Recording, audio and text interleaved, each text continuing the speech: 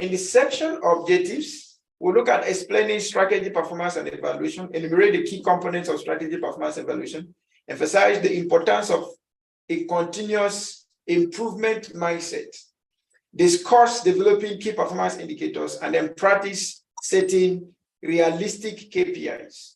Practice setting realistic KPIs.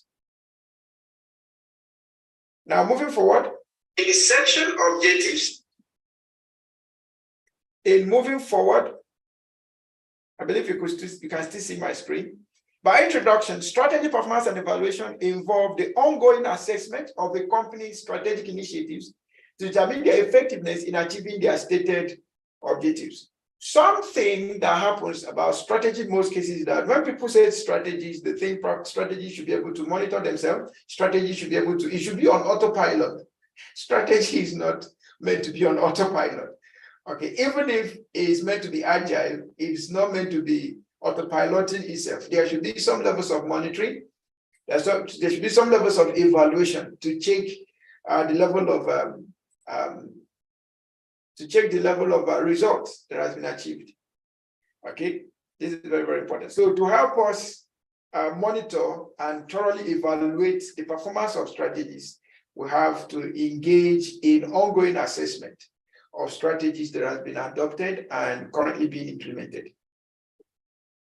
Now, the key components of strategy evaluation and strategy performance evaluation. We have the key performance indicators. Every strategy, for us to evaluate the performance of any strategy, there must be KPIs. And this is where the strategy becomes interesting. Okay, this is where the strategy becomes interesting. Having KPIs, like I said, is like having milestones. When you get those objects as results, you know.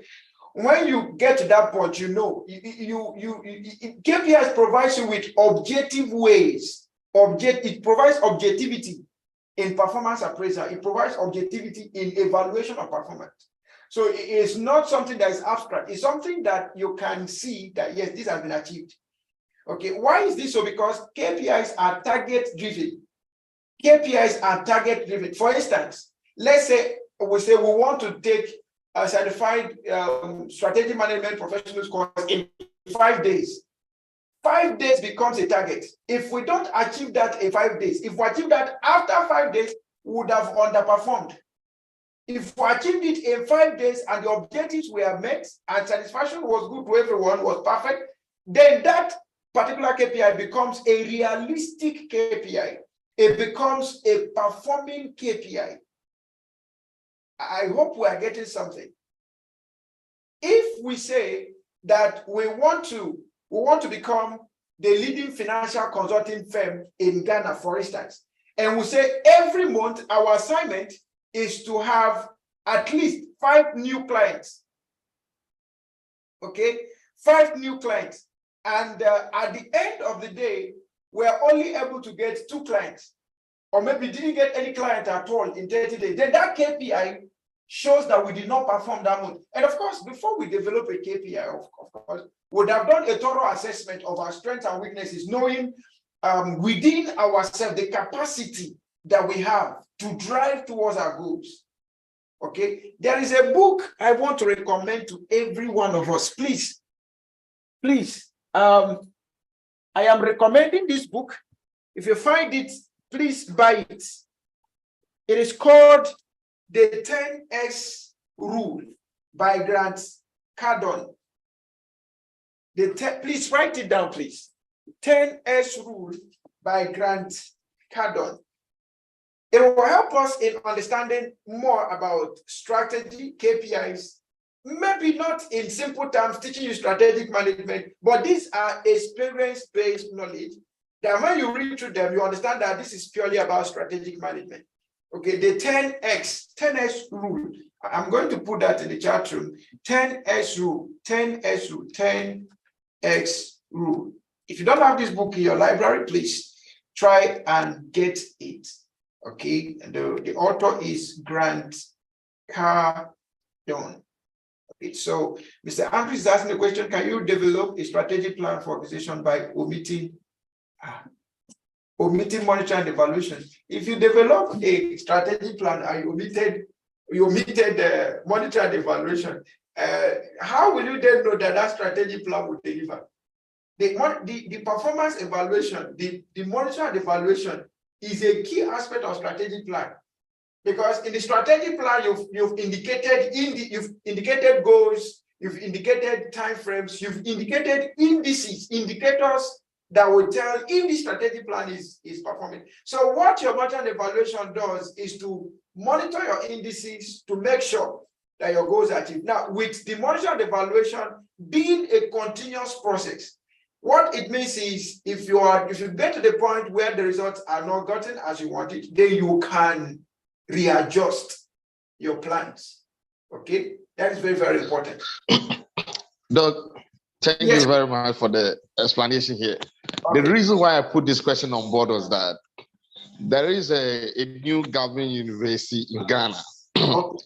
And then the name of the university is University of Environment and Sustainable Development. Okay. They've drawn the university strategy, 5-year strategic plan. And a friend of mine is among the management teams of the university. So knowing the areas that I am into, he called me if I can review the plan and then give my side of view to them. And then the plan that they developed, they have all their KPIs over there. Other indices were also attached, but they omitted how they are going to monitor the KPIs and evaluate or making the assessment whether the plan is able to help them to meet their target at the end of the day. Yeah. So the monitoring and evaluation aspect were omitted in the strategic plan. And I gave this recommendation to them. Again, when they were drawing the plan, with having all the strategies that they wanted to implement within the period, they didn't consider risks aspect of that. So there were no element of risks linking to probably the various strategies that they have developed. Every strategy that would develop have its own. Besides that, even the organization, when they started, they were having their own risks over there, risks that they inherited. And for that matter, all these were supposed to be considered in the strategic plan, but they were omitted. So I wrote my observation on that, and I gave it to the colleague. He sent it to a management meeting. He did over there. They told them that they have already developed the advanced stage and where they are about to line the plan. So these two things that I mentioned in terms of risks and then the monitoring evaluation were omitted from the strategic plan. And I was not getting the reason why I put that question over there, that if you are developing a strategic plan, can you omit monitoring and evaluation from your strategic plan? Thank you so much. Thank you so much for that. Now, permit me to say, of course, I've already established that if you take away monitoring and evaluation, there is no way you can ascertain that your strategic plan is delivering results. That's one. Then the other side of not having to put your risk into perspective, that's another challenge to that plan. There's something you said now. You said they said they've already prepared the plan. If that is the mindset they have, then there is a challenge. Strategic plan is not meant to be rigid. Like we always say, strategy is not rigid. Strategy is flexible. For someone from among them to send you that to review, and you reviewed and you gave the feedback, it should be something they should accept with two open hands, or with their two hands open, and then make.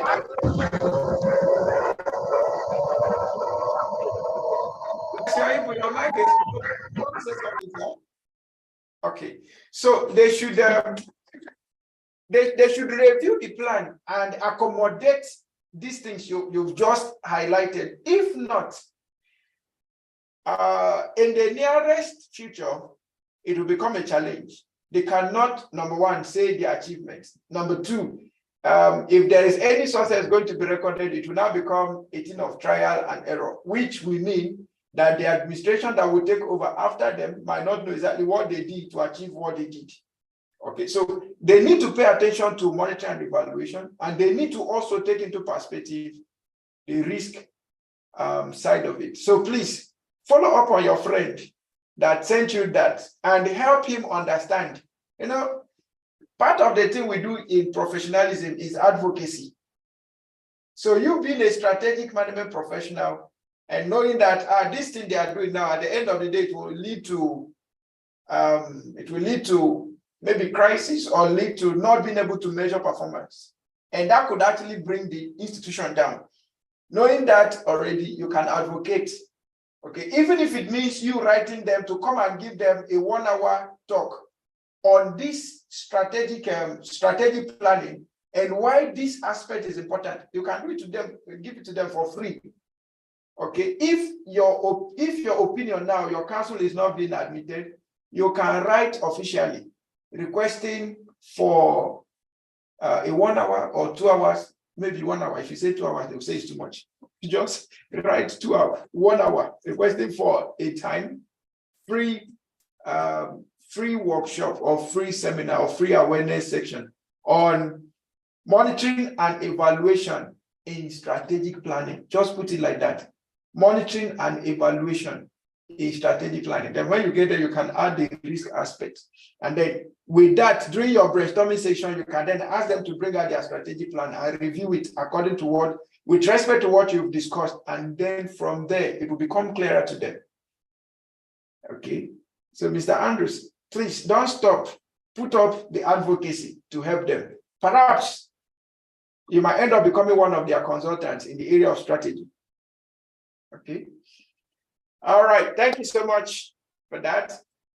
Now, moving forward, we have benchmarking, comparing the organization's performance with industry standards or competitors. We're still looking at the key components of strategy performance evaluation. So we say benchmarking, comparing the organization's performance with industry standards or competitors. So irrespective of the fact that you have KPI, your KPI should at least be at industry standard. When your KPI is under industry standard, we say you're underperforming. We actually consider you performing when you are above the industry standard. That's when we say you're performing. If you are at the industry standard, you're just doing what we call conformance. Okay, you're just conforming. You're just at the level of conformance. But to move above that, then you have to get to the area of performance where we now do above the standard. But the least you can do is to benchmark at industry level. But to be able to dominate the market and be above the industry or be above other competitors in the industry, then you must move to performance. That's playing above the industry, having a stronger competitive advantage over the industry. So your KPIs shouldn't just be to meet up with industry standard. It should be to surpass the industry standards. I hope we are getting something. Your KPI shouldn't be to meet with industry standards, but it is to surpass the industry standards. Let's take, for instance, let's say you are working as a financial consultant, and part of your assignment is to revamp the revenue strategy for an institution. And maybe you've taken an analysis of the institutions within the industry, okay? And then you find out that the revenue per time, the average revenue, the industry average may be 20 million cedis per month, okay? If you want to become a performing financial consultant, actually, your KPI should be above 20 million cedis. Irrespective of the fact whether the organization is doing up to 20 million or not, it should be that you want to surpass the industry standard. Worst case scenario is that you want to get to the industry standard, but to move above is to become a performing organization. And then by doing this, one of the things that is keeping me very happy in this class today is that we are all being realistic. Now, Barrister Gabe said in his own organization, he has done the internal analysis of the things that could bring impediment and the external analysis of the things that could bring impediment. Please, I want us to keep this forever in our mind. Every strategy have internal constraints and external constraints. And that's why we must continuously do an environmental analysis, or what we call SWOT analysis. All right. So you could use SWOT, you could use PESTO analysis, depending on the strategy you want to explore per time. Now, if you want to set a target to be above the standard of the industry, so they are doing 20 million CDs, you want to do maybe a little 5% above that. So you're doing a little 5% above the industry standard.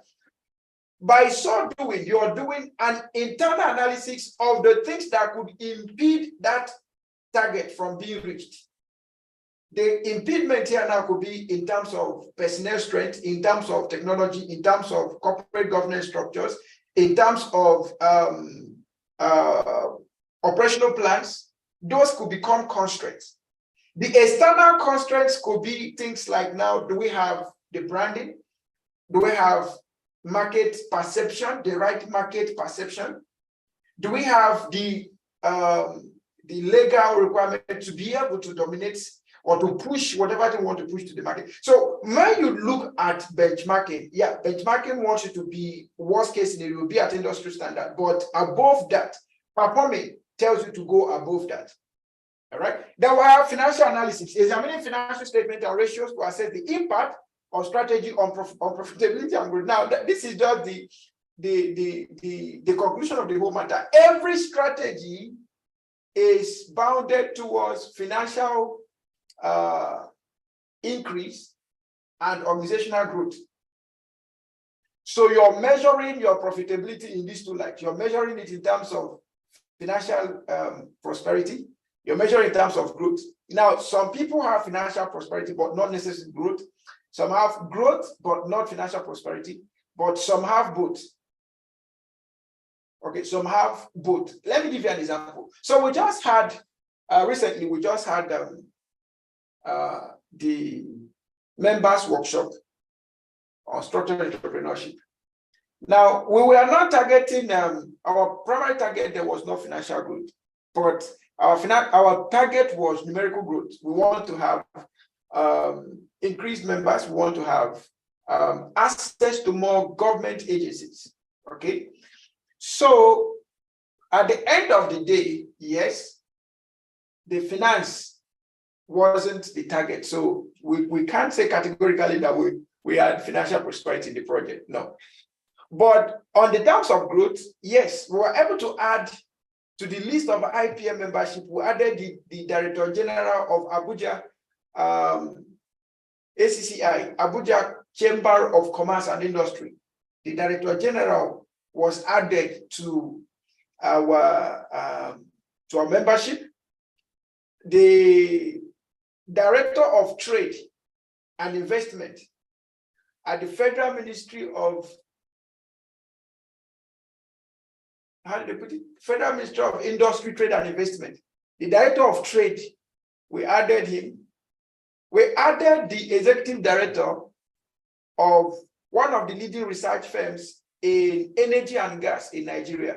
According to him, they have 26 universities that they are managing, that particular institute. We have the ED working with us. And then we had one young fellow who is also doing well, managing a particular foundation in Nigeria. Now, what we want to have is strategic growth. Okay, and by their involvement, we just know that, okay, the institute has gathered momentum for growth. It's now left for us to manage the relationship.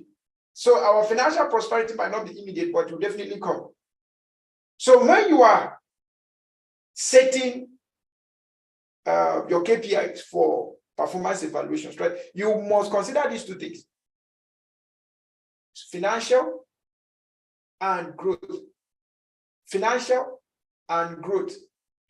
Of course, we understand that we have the long term, we have the short term, we have the medium term. If the short term is financial, then let growth be the one following. If growth is the short term, let financial follow.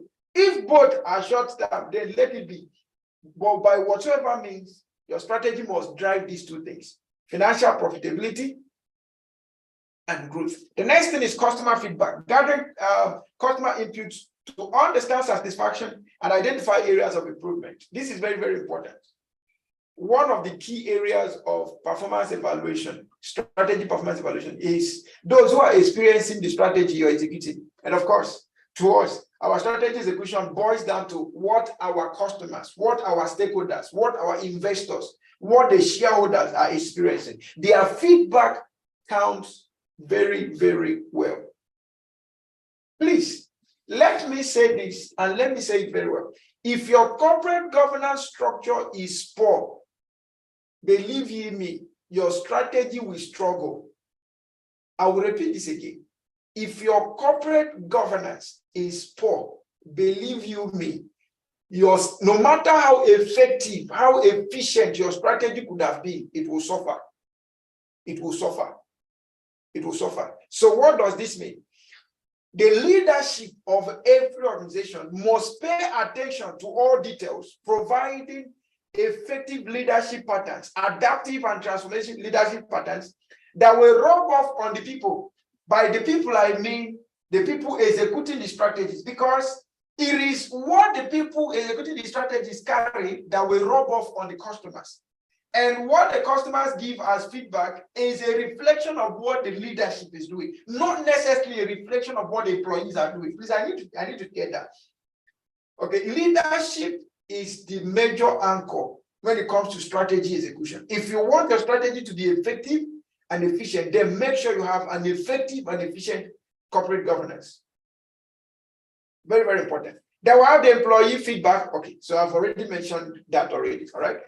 Then you have the market research, analyzing market trends and dynamics to ensure the strategy remains relevant. Okay, so our conference for 2023 is adaptability, resilience, and sustainability 2024, future-proofing organizations for sustainable growth. That is the conference theme. And of course, every one of us need to be there. One of the essence of attending conferences is to pay good attention to what the market trends are saying. Okay, what the market trends are saying. The workshop, or perhaps the conference, is going to cover virtually all the sectors. All this, every existing sector, industry sector, is going to cover all of them. From energy to oil, to oil and gas, to communication, to agriculture, to education, to consulting services, everything is going to be captured. So it's not only management, it's not only leadership, but it's talking about creating an ecosystem that will allow for businesses to adapt, allow for businesses to be resilient, allow for businesses to be sustainable, okay, irrespective of the business. Okay, so in case you have not attended any of our conferences before, this is a good one you have to attend. Okay, it's going to be available both online and offline. But one of the essence of all of this is that during discussions, during panel sessions, you'll be able to understand what the market trends are saying. You'll be able to understand what market, because the experts will be the ones talking about those areas. What is sustainability in power sector? An expert will talk about what sustainability is in that area, and then give you trends of what is happening. Why is power sector in Nigeria not sustainable yet? You can understand those trends, and then that will help you to know, okay, how should I build my strategy? Okay, very, very important. All right. Now, moving forward, importance of strategy evaluation. Strategy evaluation helps organizations to ensure alignment with changing market conditions. Mr. Andrews spoke about that particular institution, that they don't have elements or component of risk management in their strategic plan, and no envisaging of that. Okay, so one of the things we need to understand is that change is constant in everything we do, right? And that change on itself is an introduction of risk. If you cannot anticipate change, then you cannot envisage the risks involved with those changes. Now, if we go back a little of what we just mentioned now, talking about market research, understanding market trends. Market trends is just a display of seasons and times that play in the market environment. And the expression of those seasons and times is the definition of changes The introduction of changes is the anticipation of risks. The anticipation of risks is what makes it easier for you to understand what change is in the smallest bit. Because let's take, for instance, the institution that did not put risk into perspective, and then we might not know what the whole strategic plan might be. But let's assume that there is going to be a technological disruption that may, today we're talking about 5G, let's say there will be an introduction of 6G or 7G tomorrow. Okay, that change brings on itself a risk. Now, it says an institute for environmental studies and all of that. Okay, so what would be the impact of digital disruptions or digital introductions to what that institution will hold? How will they manage such disruption? So, Mr. Andrews, I will introduce you to go alongside, if they permit you to make that presentation, go alongside with your PESTLE and SWOT analysis. With PESTLE, you'll be able to give them a broader view of how to anticipate changes, anticipate risks, and all of that. Okay, and then with SWOT analysis, it is easier for them to anticipate what could possibly be changed, what could possibly happen, especially in the internal environment, that could affect the results. So that could help them with monitoring, identify the certain things that can impact on the effectiveness and efficiency of the strategy. Okay, so very importantly, strategy helps us to align with the changing market conditions.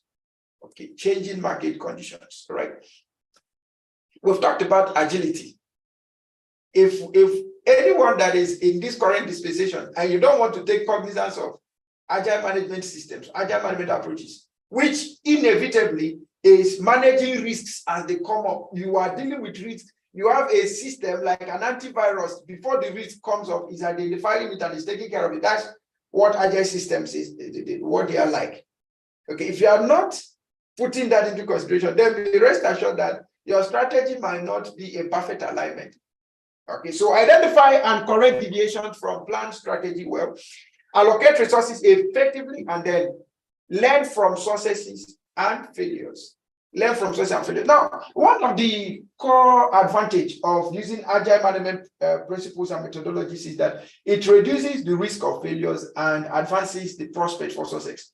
It reduces the risk of failure and advances the prospect of the. Why? Because you are taking the process bit by bit. You're taking the whole implementation bit by bit. You're not taking it all boxed up. You're taking it bit by bit. So even if there is going to be a failure, the chances of correcting that failure is high. Okay, the chances of correcting that failure is high. Now let me give you a certain example of what I mean. Now, in project management, we've also been advocating for agile management, because today we have what we call the agile project management. All right, agile project management. Now, what do we mean by agile project management?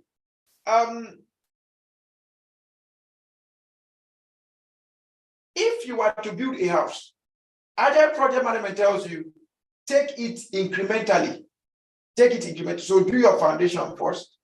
Evaluate the foundation. Be sure that that foundation will carry whatever thing that will come as a superstructure in it. Okay, so put the superstructure. Evaluate the superstructure before moving to the next one. After evaluating the superstructure, put your roofings and all of that. And then do your evaluation. So agile is plan, act, do, review, plan, act, do, review, plan. So it's called sprints. Sprints. You do your work in sprint, in small iterations, small domains of work packages. Okay. So with that, you will now discover that it's easier to manage success, reduce the risk of failure, and advance the prospect for advance the prospect for success. Okay. All right. So let's move on. Challenges in strategy performance evaluation. You have data availability, subjectivity, and resistance to change. Data availability, when we don't have enough data to make decisions, it becomes a challenge. Okay, so going back to what Barrister Gabriel said, he said he's still analyzing the environmental factors, or perhaps the internal factors and the external factors that are affecting this. So by the time you have enough data to say, okay, this particular factor now, it affects this organization to so domain, or to so say percentage, or to so you can numerate them.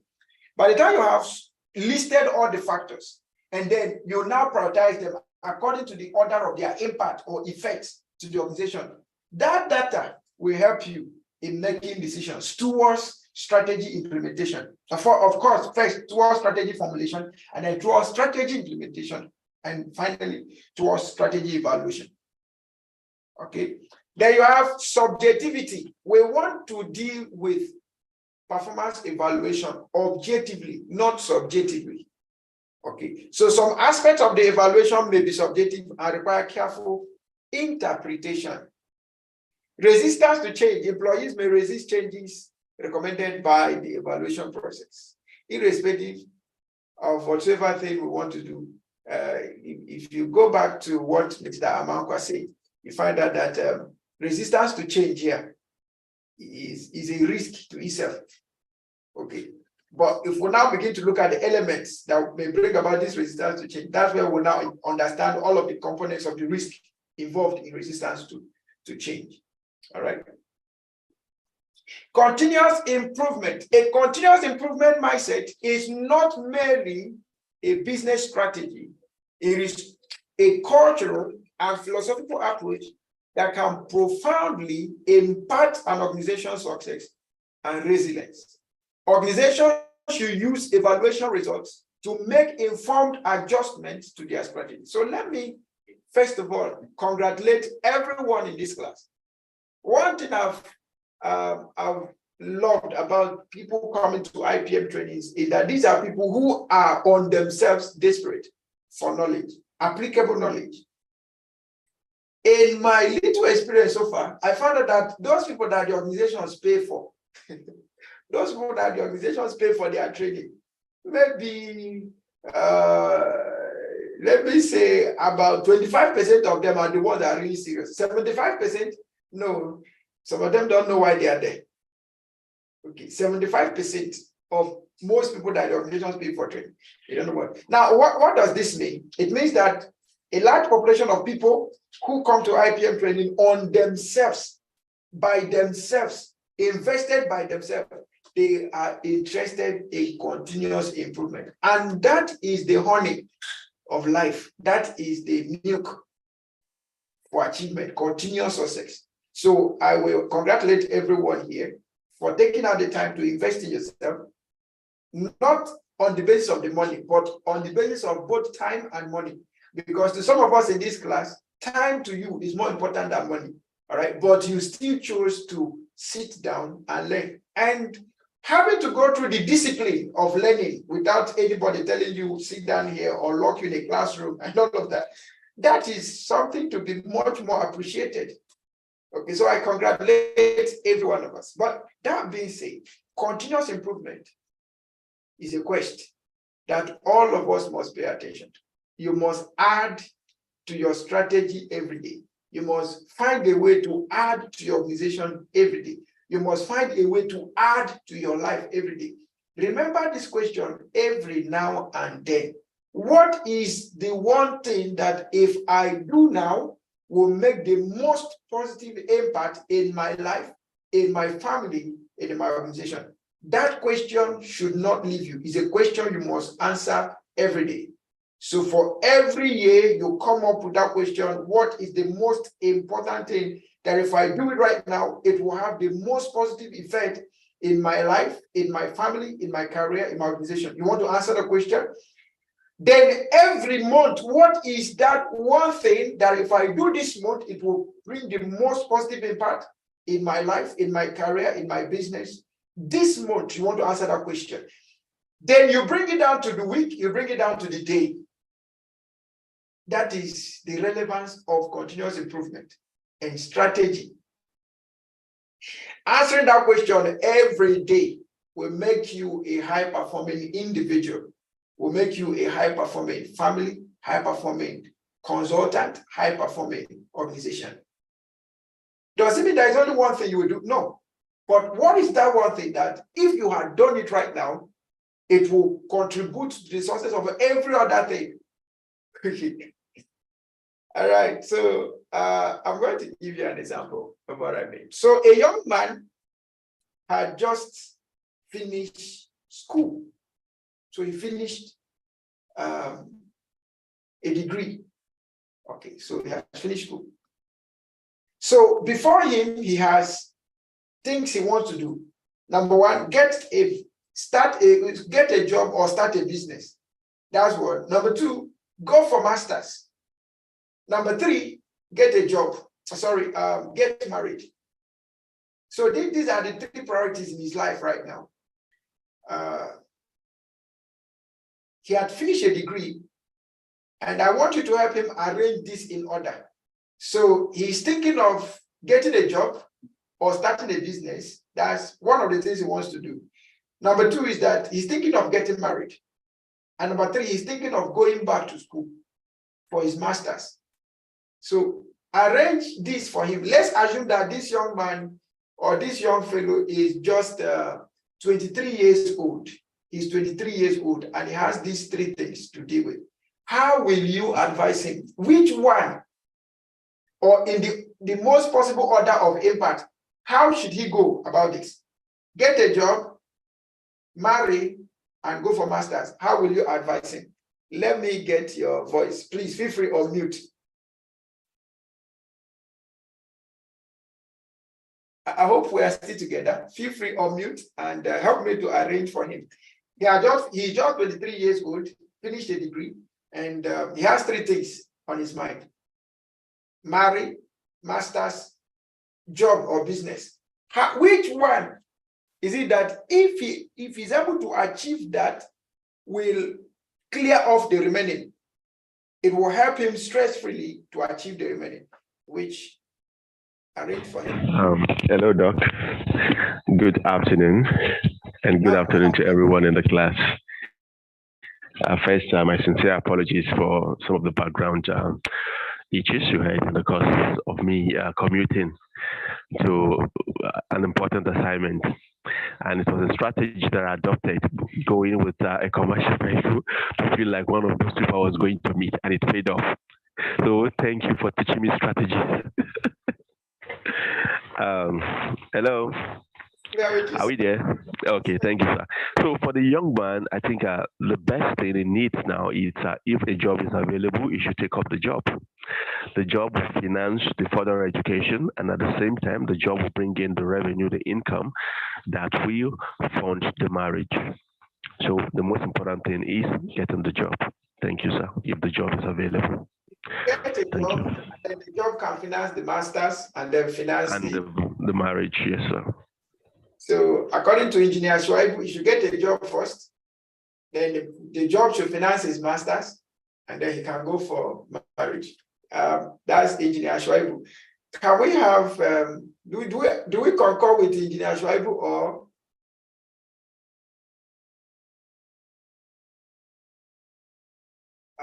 Mr. Mampa has gone out. Network has gone out. Okay. So, Barrister Geb, what will you have to say on this? Very interesting question. I find myself wearing two caps here. Okay. Yeah. First,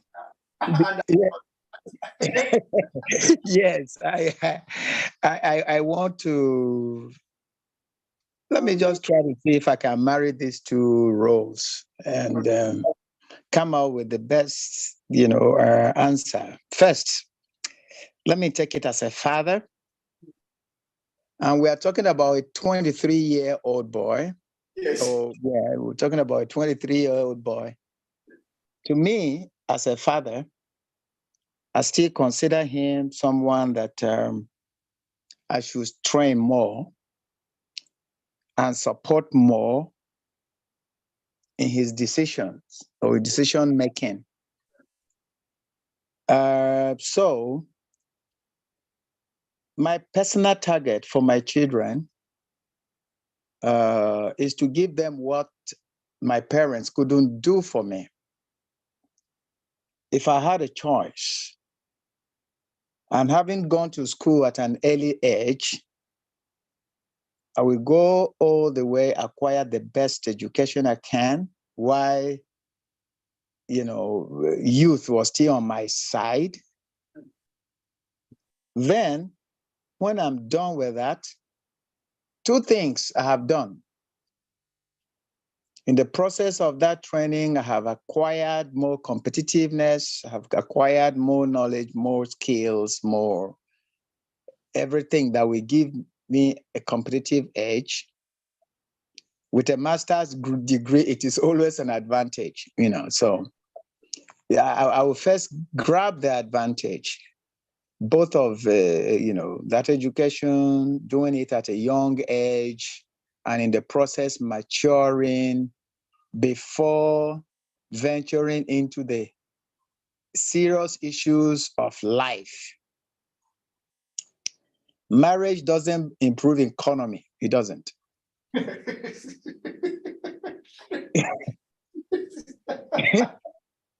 So no matter how much economy you may have built, marriage can still destroy it. I'm sure you know that too. That's right. That's right. Yes, because the most intelligent, the best persons, best minds have been ruined by either rushing into marriage, doing it when you are not mentally mature and all of that. So I will allow my child go get the education, the early age, put him up in a competitive age, a better job will always come. And then when he has done that, get a good job, settle down, then we can now start talking about, marriage. In fact, I tell my children, look, don't tell me about marriage, before you are 25. Don't even try it. So as a personal principle, colliding with the professional one as a consultant as what is best in terms of strategy, I think it's safer. I consider it safer for me to guide this boy as a parent, more than as a consultant. I even then, as a parent, I'm a consultant to him. Yes, you're a guardian. Yes, I'm a guardian. So I'm giving him the best, advice, even in that respect. So for me, in order of priority, I think that is what this question calls for. What would you prioritize? Yeah, so in order of priority, go do your master's, prepare yourself for higher responsibility, mature, get a good job, settle down, marry, and any other thing can come up from there. Thank you so much. Thank you so much, Barrister Geb, for sharing as a father and as a consultant. Okay, so we have two views now. So I believe Engineer Ashwaibu answered on the basis of my parents have done my own, so I need to take life from here. So get a job, continue with your master's, and then marry.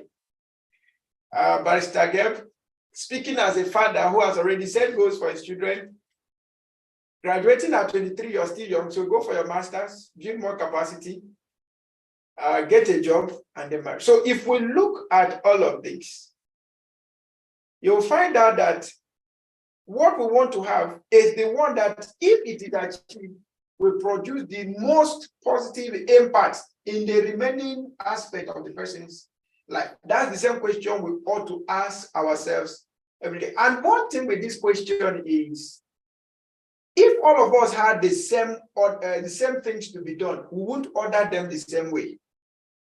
That is where strategy becomes individualistic or organization-based.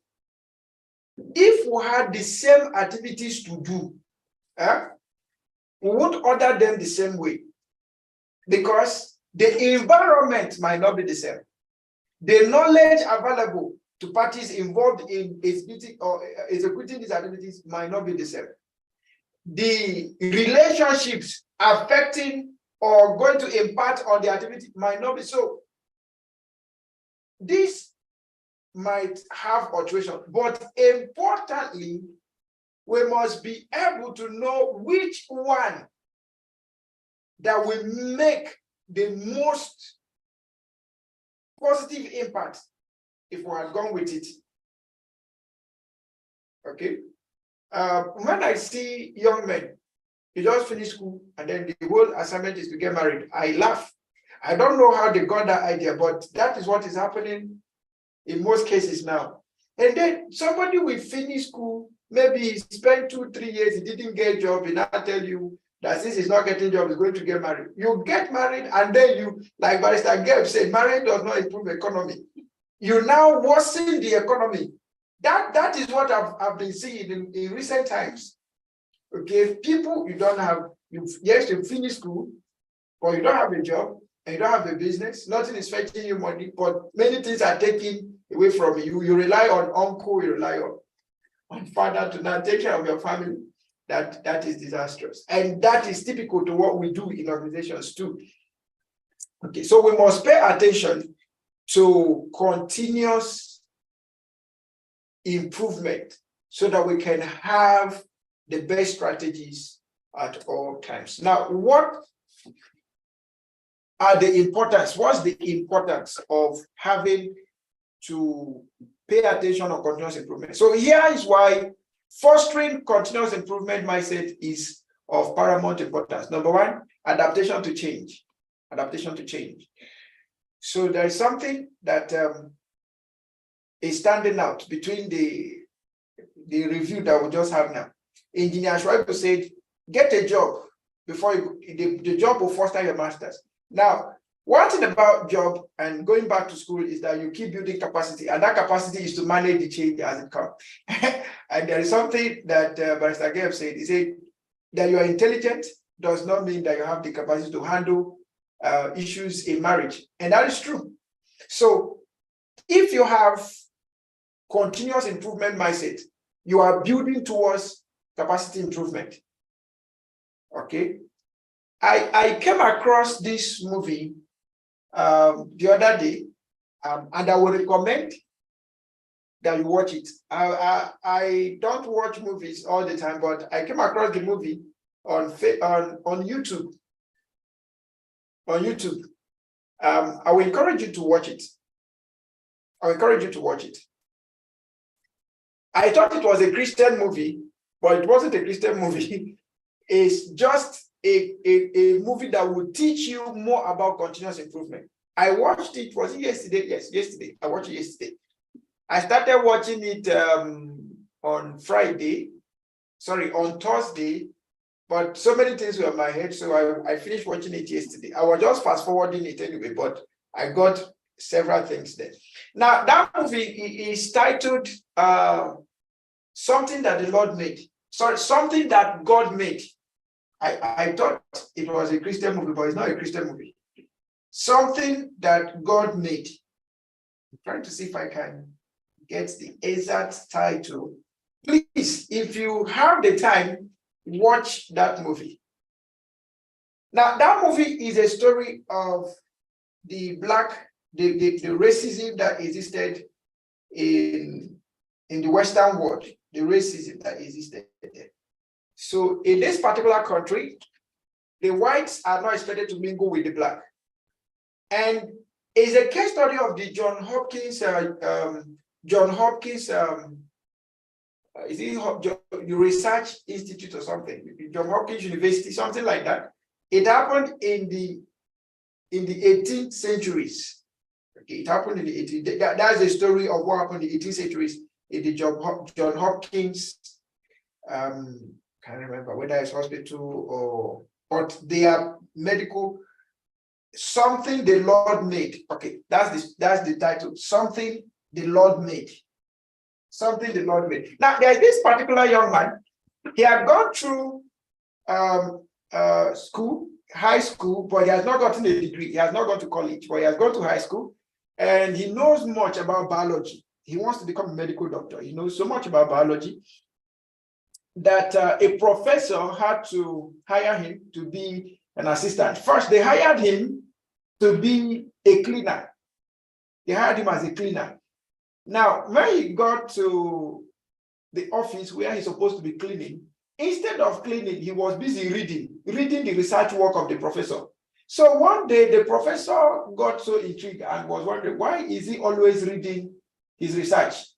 So he now started telling the professor that he had always wanted to be a medical doctor. But as it were, you cannot go to the school where the whites go to. Okay, so the school for the whites is separate from the school for the blacks and all of that. And the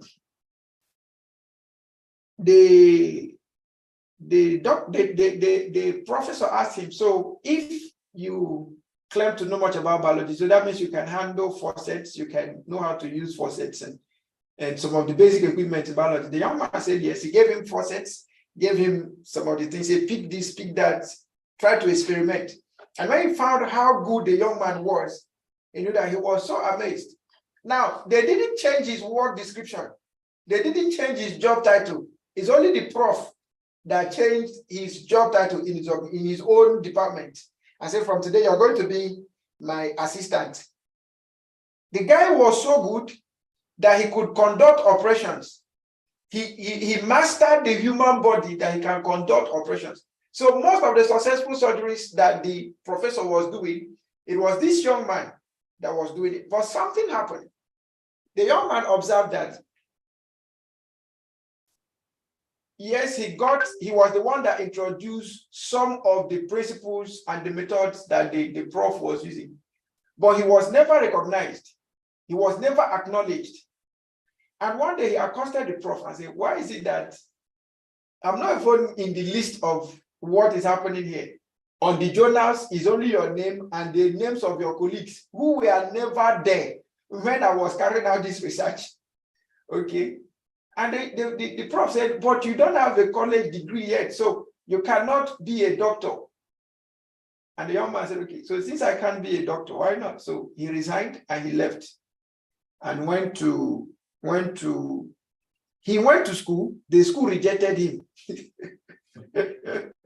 So he was so resilient that finally he studied on himself so he could be seen as a self-made doctor.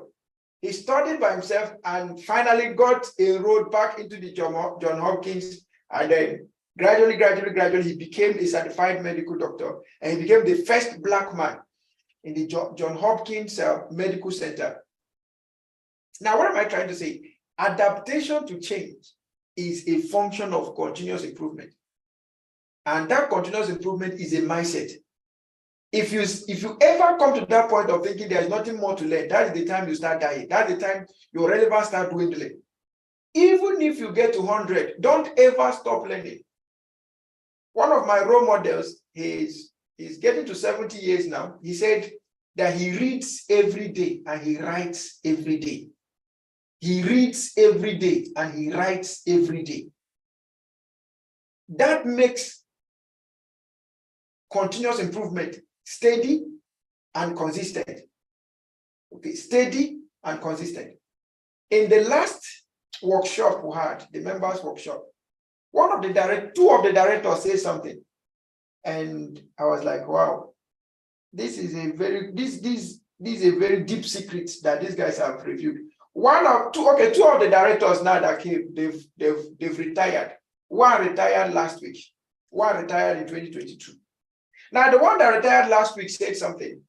He said that he regrets not having to advance his education while he was still in service. He regrets not having his master's. He regrets not having professional certifications. He regrets not going for further training. He was regretting everything that has to do about continuous learning, continuous improvement. Because he said when he finished as a director, he went back and they told him, he needed that he needed to work somewhere, so he had interest in working somewhere. And I told him, sorry, sir, you don't have a master's, you don't have this certification, you don't have so. And he told them, he said, I am on myself. All of this, you said, I'm on myself, I can go. But the truth is, you don't have evidence to prove that you can do. Okay. And even if you can do, just like that young man, he can do all of those researches and all of that, bring good results, but he was still paid as a cleaner. He was not any more than a cleaner. And one of the things that got him angry is that there was a cleaner who was even any more than him. Okay. Another cleaner was any more than him. So continuous improvement, it demands sacrifices from us, yes, but the reward is undeniable. The reward is undeniable. So for those of us that have you've paid attention to continuous improvement, right? You've done your master's, you've done your degree, you've done your master's. Please go ahead, do your PhD. It's not going to cost you more than what it had ever costed before. So go ahead, pick a PhD and run with it. I was talking to someone. I spoke with the person before I entered this class today. You know, I don't have my PhD yet. I've already told you people how it was honoris causa, something like that. But I have a very good intention. In the next 5 years, I should be done with my PhD. Okay, and not just one PhD. In the next 5 years, I intend to have like 2 PhDs, right? All right. Not because it's a batch, no. I have interest in key areas, human capital development and entrepreneurship. These are the 2 key areas I have interest in. Okay, so irrespective of whatever thing I'm doing, these areas I have focal interest in them. Okay, so whether you've done your PhD, your master's or not, please go out there, pick up. The internet has made the world a global village. So you can do your PhD from the comfort of your home. So this young man, he has been an engineer, civil engineer. I've known him for more than 16 years. He used to be my mathematics and physics teacher in school. But at some point, he started attending my lectures. Okay, just about maybe 2-3 years. So roughly 5 days ago, he started attending some of my lectures, and he will call me and ask me, what should we do? What should he not do? And all of that. And I thought he had the HND. And this is where most of us have this issue. Some limitations are not limitations, but we have created them as limitations in our mind. So he was among the best graduating students with HND, but since he cannot move straight to a degree or move straight to master's, he felt, let him just keep working with it. And as I was able to get him to overcome that mindset, because he had to go back to school and do a PGD, and then went for his master's. Immediately he finished his PGD, I think this should be about 5 years ago. Immediately he finished his PGD. Listen to me. He did 3 masters at a time. He enrolled for 3 masters at 3 different universities. Imo State University, he did environmental science, something like that. Lagos State University, he did mathematics. University of Lagos, Unilag, he did construction management. 3 masters at a time, and he had graduated from all 3. Now he enrolled for 3 PhDs. He's currently running 3 PhDs. What is waiting for now is just completion of his thesis and all of that. He's doing PhD in mathematics, PhD in construction management, PhD in environmental sciences. 3.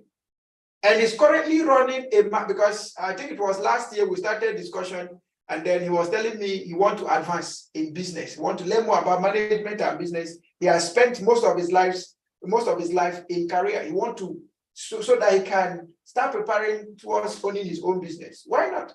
He started his master's in business administration last year with University of Lagos Business School.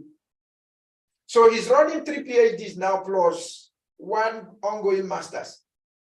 And this morning, okay, it was during the week, he sent me a message that he was going for his company was sending him on a leadership development training.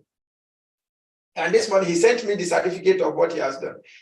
And we were discussing the impact of the training that he had gone through before I started this class.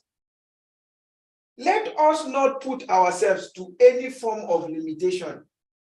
If you need to write an extra WAEC to achieve that, please feel free, register, go on. Write it.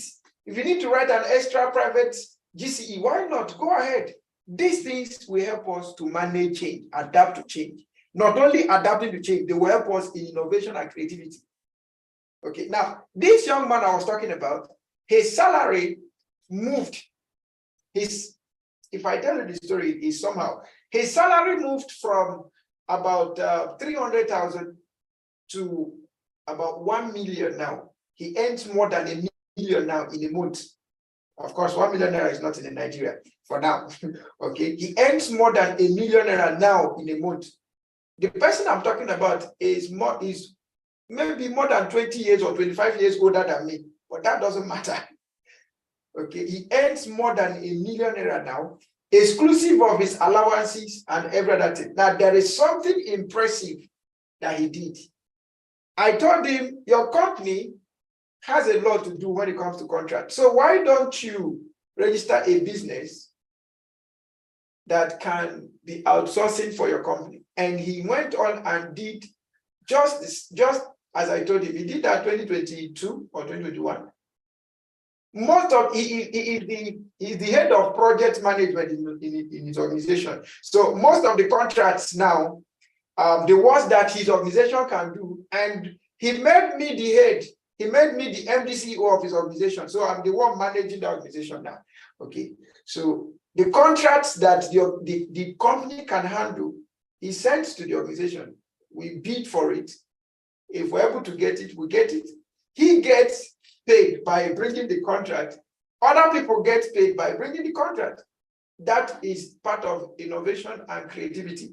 Okay. And then you have enhanced efficiency and productivity. Why am I talking all of this? It's for us to note that there is no point. Like with this now. Success is not a destination. Okay, success is not a destination. Rather, success is a continuum. If we consider success as a continuum, then we'll keep breaking new grounds daily. But if we consider success as a destination, when we get to that destination, it becomes a limitation. Okay, but let's see it as a continuum. We keep breaking new grounds every day. I want to hear the story of you going back for your PhD. If you've had PhD before, add another one. There are some areas of knowledge that you really want to become master in them. So why don't you go on? Like I said, it won't cost you more than it has costed you before. In the category of what we just realized now, you have a job that is paying you and that allows you time to do more things. So why don't you try? Whether it's online, offline, by whatever means, try something new. And by so doing, you also improve on your quality and customer satisfaction. You're able to get more knowledge on risk mitigations, engage more with employees to drive satisfaction, and then you have the ability to make data-driven decisions, engage in long-term sustainability. You will have stronger competitive advantage, and then you have global relevance, ethical and responsible practices, learning and growth. My very good mentor, Dr. Larry Phillips, he was at the workshop. He's retiring in 11 days. So that should be in the next 8 days now, because he said that on Wednesday. So maybe in the next 8 days, he should be retiring. He clocked 50 on August 26th. He clocked 50 August 26th. He said his last child will be graduating from the University of Coventry in April 2024. So he needs to retire and focus more on his life. When I look at his biography, or when I look at his information, I wonder, how was he able to manage all of this at the shortest time? And it boils down to continuous improvement. In the next 8 days, he was supposed to be announced the CEO, the CEO of HP Incorporated for Africa. He is supposed to be the next CEO of HP West Africa. And of course, you understand what that means, both in terms of money, in terms of growth, in terms of everything. But he said, no, it's time for him to move on and face his own life. So he's retiring. If you don't build the enough capacity, you won't be able to say so. Somebody is 70 years and is still looking for government appointment. Why? Because he believes if he's not in the circle, he will not be relevant. Ignorance makes us feel stupid. Ignorance is that it takes away strength away from us. When we are supposed to be resting, we are busy running up and down. You are 70, 70 something, even going to 80, you are still thinking if you are not part of politics, you won't advance. That is not the right mindset. You don't need to be 80, 90 to become relevant. Relevance is a function of the level, the quality of capacity you've built. Okay, the quality of capacity you've built. All right. My wife asked me a question. He said, if you have the opportunity to go and study abroad, will you go? I said, I won't think it twice. I won't think it twice. And before I come back, I would have had like 5 PhDs. Okay. Hello. My father's life is very funny. My father had about 4 PhDs, and his masters were uncountable. I will just do exactly what my father did. Okay, because he left on scholarship. On returning back to Nigeria, he had uncountable masters and had 4 PhDs to himself. And when he came back, it was the people looking for him, not that he was looking for people. That is the kind of global relevance we are talking about. We are not saying that certificate gives you relevance. No, it is the knowledge that you gathered. It must be intentional. I can't come out now and say I want to go and study engineering. That's not part of my flair. But anything leadership, anything management, anything entrepreneurship, lead me there. I'm ready to go. Not just anything, but anything that has to do with sustainability, anything that has to do with continuity, I'm interested. Anything that has to do with corporate governance, I'm interested. Okay, so we need to build the right capacity for global relevance. Okay, and then you have ethical and responsible practices. Continuous improvement mindset helps you to practice ethical and responsible practice. And finally, you have opportunities for learning and growth. Okay, so let's start rounding up here. Developing key performance indicators. KPIs are quantifiable metrics used to measure the performance of a business or specific activities within an organization. They are critical for tracking progress and achieving strategic objectives. I want you to just look at this as it is, but more importantly, we want to look at how to develop KPIs, all right? Importance of well-defined KPIs. KPIs provide clarity. They align teams with organizational goals and objectives. KPIs drive improvement. They help identify areas that require attention and optimization. KPIs facilitate decision-making. They provide data-driven insights for better strategic choices. So when there is a promotion and demotion, is a function of the level at which someone was able to trash his KPI. If you're not able to get your KPIs in place, you're able to achieve your KPIs, obviously you're not going to move as fast as others. Okay.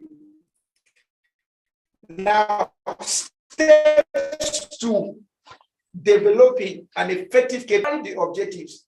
Remember, let's go back to setting goals. SMART goals: simple and specific, measurable, attainable, realistic, and time-bound.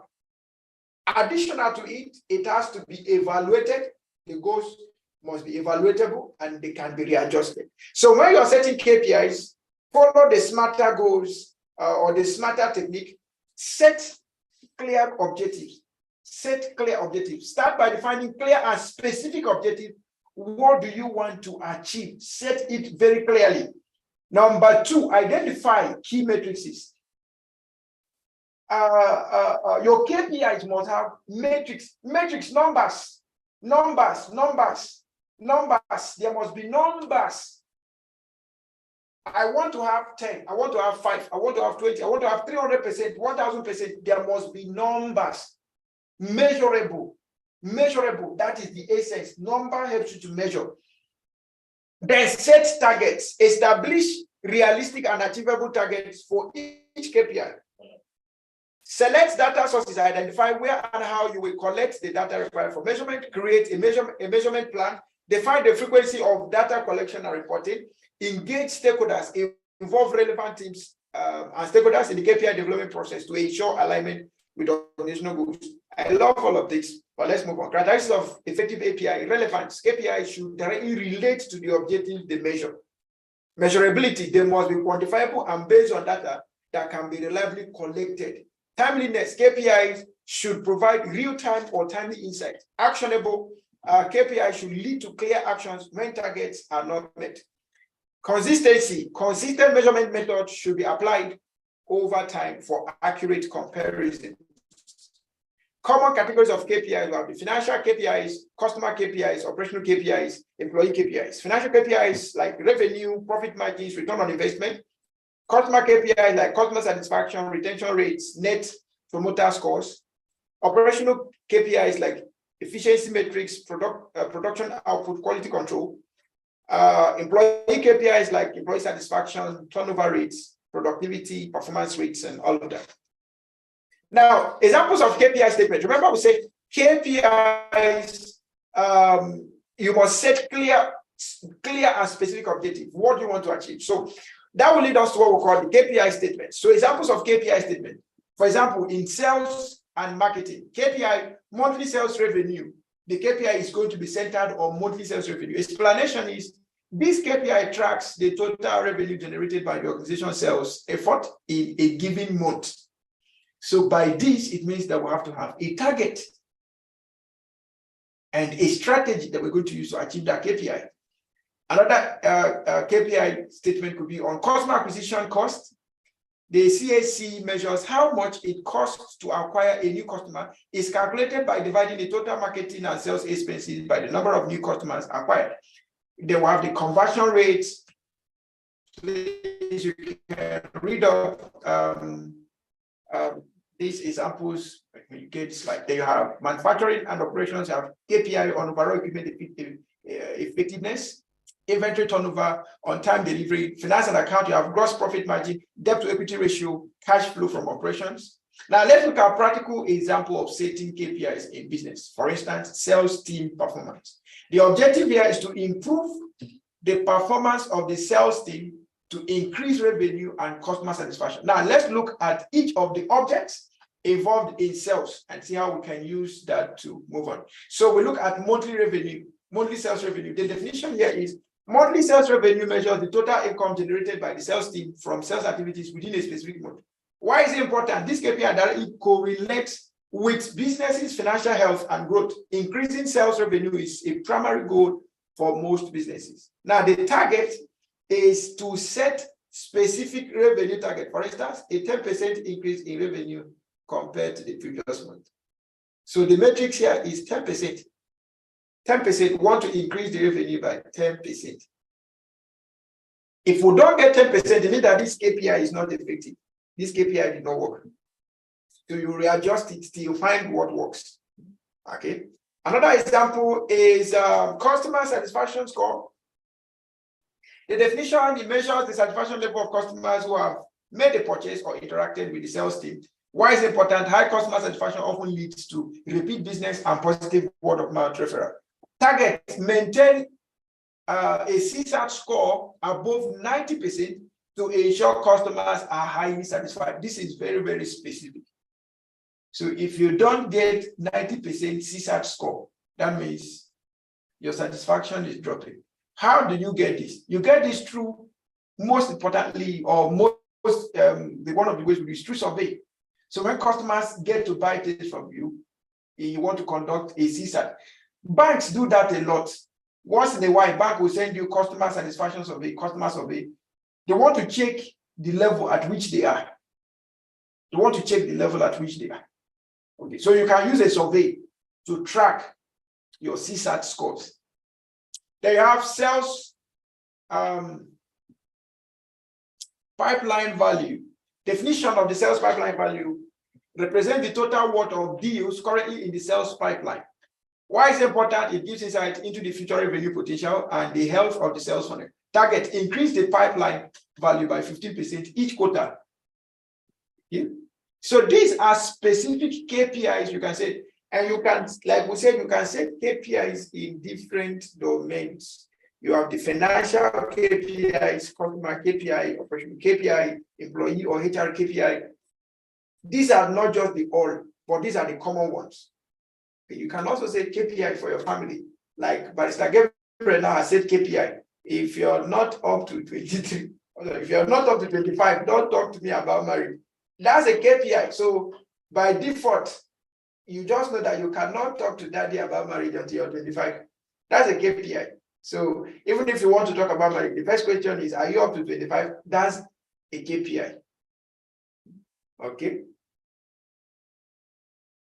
So we can set KPI in every aspect of our life. Like I said, for me, in the next 5 years, I just want to make sure I have my PhD. And I'm not going to relent on that. Yes, we could be very busy and all of that, but by all means, I just have to get that. Okay. Not because I need to add it in my portfolio, no, but because it's time to advance. Yes.